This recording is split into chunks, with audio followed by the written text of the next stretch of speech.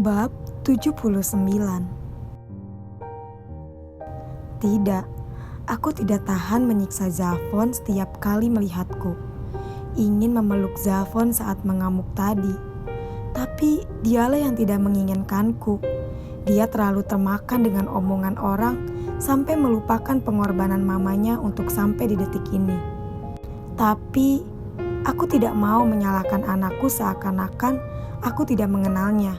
Aku yang membesarkannya, akulah yang paling tahu anak itu seperti apa. Biarkan dia tenang dulu sayang, baru setelah itu kita bicara dengannya. Aku tidak mau menyalahkan siapapun, baik kamu atau Zafon, sama-sama orang yang aku sayang. Aku tidak mau menyalahkanmu karena kamu istriku, pun juga dengan Zafon, putraku. Sekarang yang harus kita lakukan adalah bersabar. Kita memang mau menyelesaikannya secepat mungkin, tapi keadaanmu tidak memungkinkan untuk perjalanan yang jauh. Kita tunggu dulu beberapa bulan, baru setelah itu kita pergi ke orang tuaku. Mungkin saja dengan terapi rutin bisa membuatnya lebih tenang tanpa harus menemui orang tuaku. Jelas Dante. Aku memeluk Zafon yang sudah terlelap. Aku hanya bisa melakukannya saat sudah tidur, hanya pada saat itu. Setelahnya tidak ada lagi kesempatan bagiku. Bak kebahagiaan yang direbut paksa digantikan dengan sesuatu yang baru. Akan tetapi tetap tidak bisa sempurna kalau sebelumnya belum terlengkapi. Seperti itulah yang aku rasakan pada anak-anakku sekarang. Zafon membenciku. Kami dikaruniai anak kembar yang belum lahir ke dunia ini. Kebahagiaan belum sepenuhnya. Aku hanya berharap kebencian Zafon padaku tidak berlangsung lama. Aku ingin dia menyayangi kedua adiknya nanti. Semoga. Seharusnya kita mengadakan perayaan sekarang untuk anak kembar kita. Tapi mau bagaimana lagi? Nasib baik memang belum berpihak pada kita. Sabar adalah kunci kita sekarang ini sayang. Dante mengelus perutku yang sedikit buncit sebelum waktunya. Aku hanya bisa bersyukur bisa dikaruniai orang-orang baik setelah badai yang aku hadapi.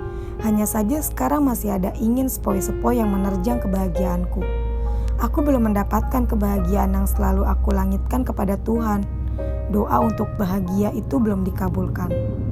Kalau aku tidak di rumah ini, kira-kira bagaimana ya sayang? Tanyaku tiba-tiba. Entah dari mana ide itu muncul di otakku. Mengingat ketidaksukaan Zafon padaku, mungkin menghindar sejenak adalah solusi yang terbaik bagiku sekarang. Terlebih, mau bagaimanapun kita akan sama-sama terluka. Dante terdiam, dia menatapku nanar, menghela nafas panjang. Kamu tahu kalau aku tidak menyukai perpisahan kan? Aku paham, tapi ini sulit bagiku dan juga Zafon. Kalau tidak ada yang mengalah, tidak akan aman. Lagi pula ini hanyalah sementara saja sampai keadaan membaik. Zafon akan aman kalau bersama papanya. Aku bisa hidup sendiri, mandiri, semoga aja. Sepertinya kita bicarakan ini besok aja. Kamu istirahatlah. Besok kamu juga akan kerja kan? Ujarku. Aku mencium kening Zafon dan juga Dante secara bergantian. Saatnya bagiku untuk menyendiri lagi di kamar sendirian, merenungi nasib dan masa lalu sendirian. Ibu hamil tidak boleh stres. Nyatanya itulah vitamin bagiku setiap hari. Tiada hari tanpa stres. Tengah malam, aku merasa terusik. Beberapa kali aku merasa ranjang ini bergerak. Ternyata Dante di sampingku. Sejak kapan pria ini masuk ke sini dan meninggalkan Zafon sendirian di sana? Aku perhatikan dirinya bolak-balik tidak karuan, padahal matanya tertutup rapi. Mungkin dia belum menyadari kalau sekarang aku memperhatikan tingkahnya. Tingkahnya lucu, dasar bayi beruangku. Ada apa? Tanyaku. Matanya langsung terbuka melihatku. Kamu tidak tidur? Tanyanya, aku menggeleng. Aku bangun mengambilkannya selimut. Sejak aku tidur sendirian di kamar ini, aku tidak pernah memakai selimut. Rasanya aku lebih mudah tidur saat tidak memakai selimut. Meski pada kenyataannya, aku tidak bisa tidur dengan tenang karena memikirkan masalah Zafon. Mungkin itu juga yang menjadi alasan Dante tidak bisa tidur dengan tenang sekarang. Setelah aku menyelimuti tubuh Dante, aku berniat mau ke kamar mandi. Baru saja melangkah, Dante menahan tanganku. "Kamu tidak benar-benar berpikir mau pisah rumah kan?" tanya Dante. Ternyata inilah alasannya tidak bisa tenang. Aku paham, pasti sulit sekali menjadi dirinya. Satu sisi dia menjadi seorang suami, satu sisi lagi dia menjadi seorang papa. Dia tidak mungkin akan memihak salah satu yang akan membuatnya satunya merasa kecewa. Terlebih ia juga tidak mengurus kami saja, dia bahu dan tangannya. Ada ribuan masa depan orang-orang yang bergantung kepadanya. "Kita bicarakan ini besok sayang. Sekarang kamu istirahat saja di kamar. Jangan biarkan Zafon sendirian. Bila perlu, kamu bawa dia kamar ini. Toh dia juga tidak akan sadar. Besok pagi-pagi baru aku akan bangun supaya tidak marah ketika melihatku." Dante terdiam. Aku hanya tersenyum saja, padahal dalam hati sangatlah miris. Ingin menertawakan diri sendiri, tapi sadar kalau terlalu lemah. Ya udahlah, inilah takdir. "Dia tidak membencimu, dia menyayangimu, Ana." Aku berbalik ketika sudah sampai di depan pintu kamar mandi. Berlinang air mata, aku takut suaraku terdengar sumbang. Sudah cukup lama bagiku menahan rasa ini. Rasa dibenci oleh anak sendiri sangatlah menyesakkan. Aku sangat paham, karena aku juga merasakannya. Tapi pada kenyataannya, saat ini dia bahkan tidak mau dilihat oleh mamanya sendiri kan? "Tidak masalah sayang, dia perlu waktu, dia masih kecil, perlu dididik," ucapku. Sekeluarnya aku dari kamar mandi, Dante benar-benar membawa Zafon untuk tidur di kamar ini. Dia sudah mempersiapkan tempat untukku di samping Zafon dengan anak itu menjadi penengah kami berdua. "Istirahatlah," ucap Dante.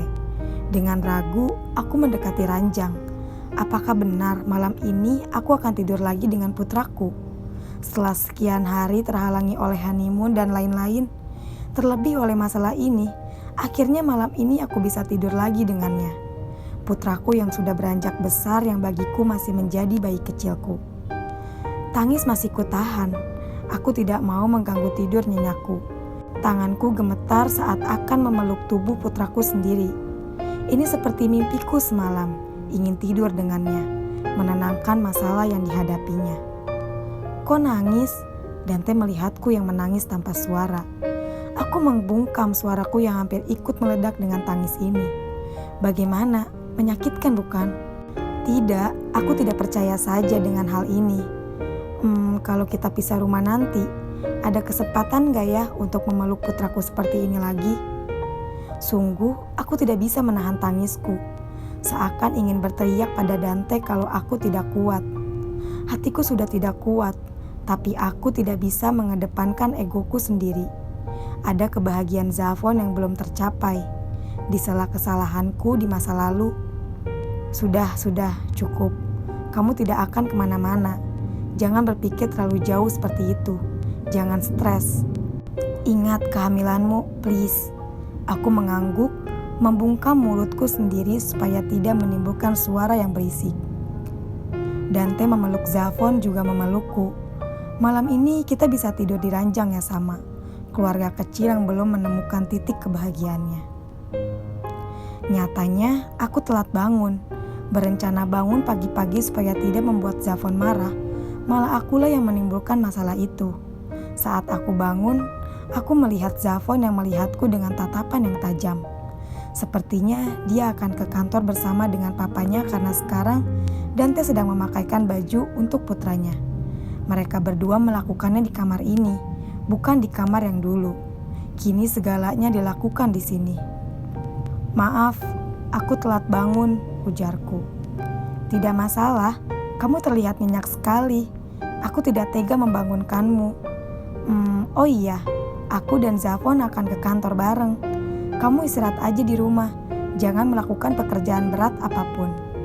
"Iya," jawabku. Langsung menuju kamar mandi. Jujur aja, jantungku berdegup kencang. Aku gugup dengan tatapan dingin putraku. Seakan tidak ada kasih sayang sedikit pun yang terselip di tatapannya untukku. "Zafon, kamu adalah anak kandung mama. Kamu bukan orang lain bagi mama. Kenapa tatapanmu begitu dingin? Kamu memang tidak menyakiti mama secara fisik, tapi dengan batin." Setelah selesai dengan beberapa urusan di kamar mandi, aku membuka engsel pintu.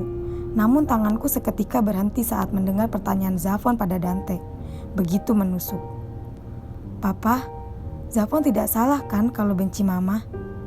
Aku kembali menutup pintu kamar mandi, mencoba mencerna pertanyaan dari Zafon. Dari mana dia mendengar kata itu? Aku tidak pernah mengajarkannya untuk membenci orang lain. Dari mana perasaan buruk itu datang menghampirinya? Dia tidak seharusnya seperti ini. Tanpa sadar, air mataku meluncur begitu saja tanpa disuruh. Aku hampir terduduk di depan pintu kamar mandi, menangisi hal yang sangat menyakitkan. Tidak, bukan seperti itu definisi kebahagiaan yang Tuhan janjikan pada keluargaku, bukan. Sekarang tergantung dari cara Dante mengajarkan anaknya. Kalau memang dia mencintai istri dan anaknya, maka dia tidak akan mengajarkan kebencian. Tapi kalau dia memilih salah satu, maka tidak amanlah kami berdua. Tok tok tok. Sayang, kami berangkat ke kantor. Jangan lupa sarapan dan istirahat ya. We love you. Aku tidak menjawab Dante, tapi lebih dari itu, aku juga menyayangi mereka berdua lebih dari kata mampu. Sama sekali aku tidak bernafsu makan. Semuanya terasa begitu susah masuk.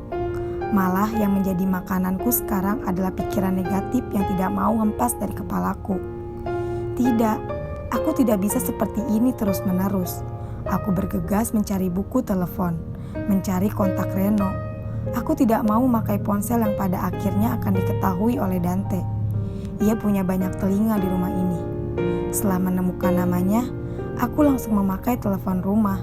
Aku gugup, takut ada penjaga Dante yang tiba-tiba masuk rumah dan mencurigai hal ini. Aku sangat beruntung ibu keluar rumah dan tidak menyerangku dengan segala macam bentuk pertanyaan. Halo? Aku bersyukur dia menjawab teleponku.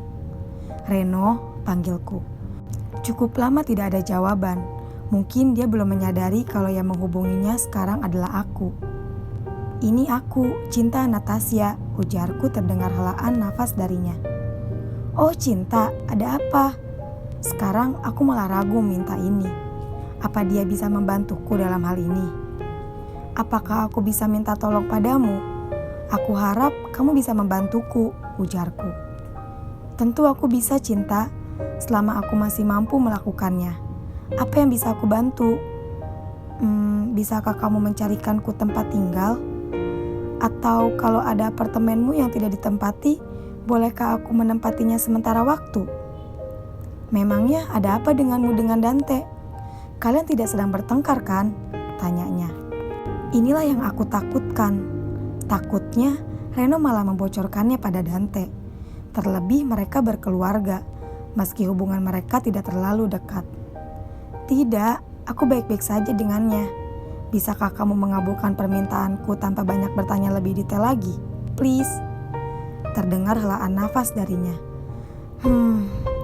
Aku ada apartemen, tapi aku tidak akan membiarkannya kalau kamu belum memberiku alasan yang jelas.